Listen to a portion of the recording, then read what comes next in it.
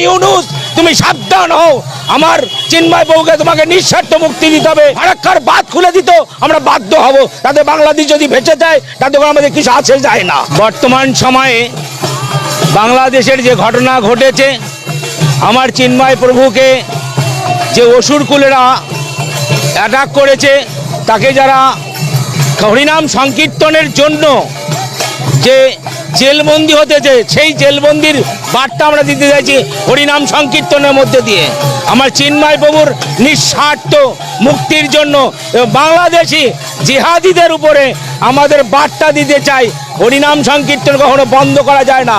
যে শুরু করেছিলেন 539 বছর পূর্বে আমার মহাপ্রভু, যে নদিয়া নগরে, হে কাজী তুমি সাবধান হও, আমরাও আজকে এখান থেকে বার্তা দিতে চাই, হে ইউনুস তুমি সাবধান হও, আমার চিন্ময় বাবুকে তোমাকে নিঃস্বার্থ মুক্তি দিতে হবে এবং বাংলাদেশের কোনো মন্দির অ্যাটাক করা যাবে না। শুধু তাই নয়, সেখানকার সমস্ত সংখ্যালঘুদের সুন্দর নিরাপত্তা দিতে হবে। তাই আজকের আমাদের এই মহানগরে মহামিছিল আয়োজন করেছি আমরা। চিন্ময় প্রভু যে গ্রেফতারের পর তাকে গতকাল আদালতে তোলা হয়েছিল, সেখানে আইনজীবীরা পর্যন্ত লড়াই করতে পারছেন না, এটা কিভাবে দেখছেন?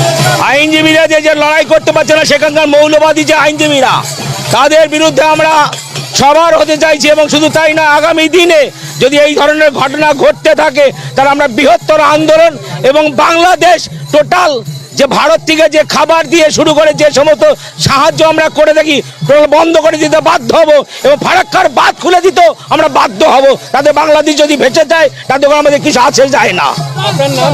আমার নাম শ্রীমান ভোলানাথ দাস মহারাজ।